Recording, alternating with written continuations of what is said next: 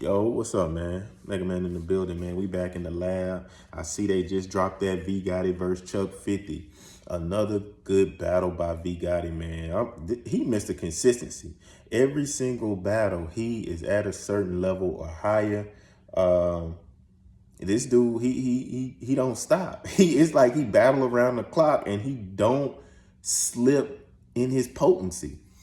Um, for those of y'all who may be watching this video, you're not familiar with V Gotti. He's from Louisiana, from Shreveport. He been battling maybe coming on 3 years, maybe 2 years now. But he's got a ton of battles. Go look him up. Him versus T. Riley is slowly becoming a Louisiana classic.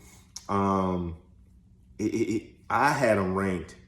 Battle Rap Science personal rank. I gotta throw that in there. Personal rank. I had him number 8 in our personal rankings amongst the surrounding states of Louisiana.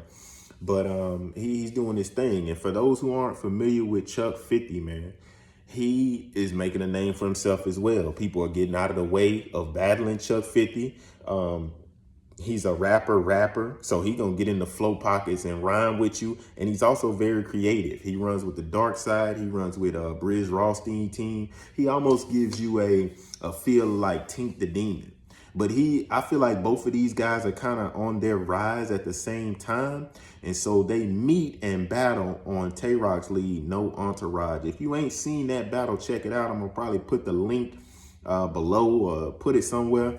But man, this is a dope battle, man. V Gotti went first and he came out the gate bombing. You know what I mean? He opened it up with Chuck Taylor. Something about, we know how Chuck Taylor lines, so let him converse with me.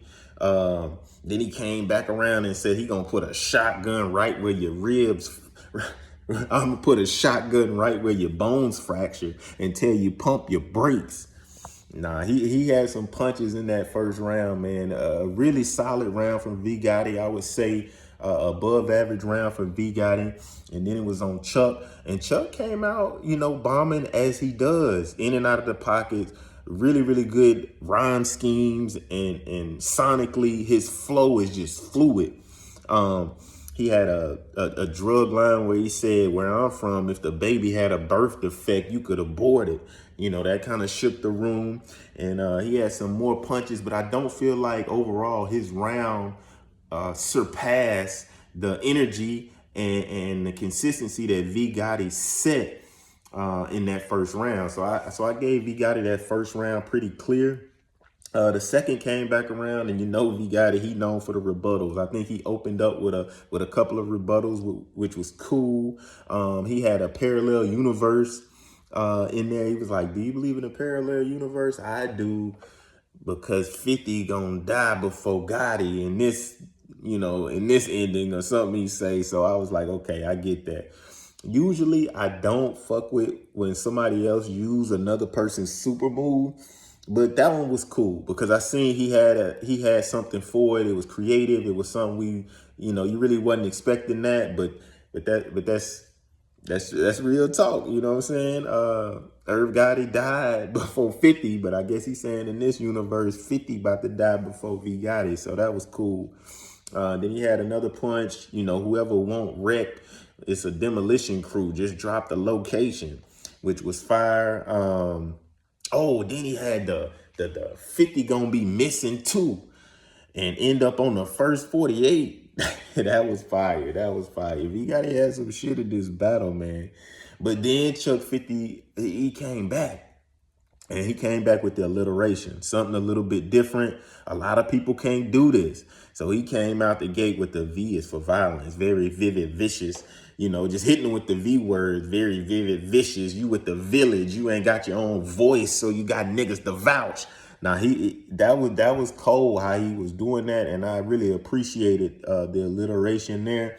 He was jumping in and out of pockets this whole round. I feel like this may be the closest round, but to me, I still kind of edge Gotti.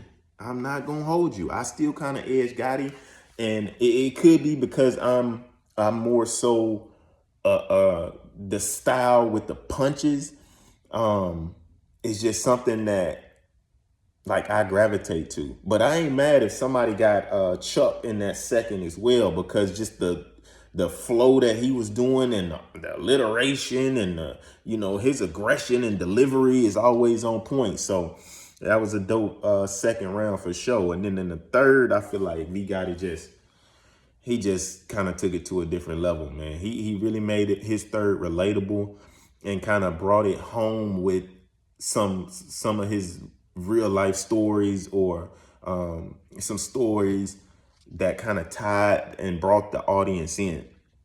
He had this one line where he was like, the same cousin who tied my shoes went to the club and got laced.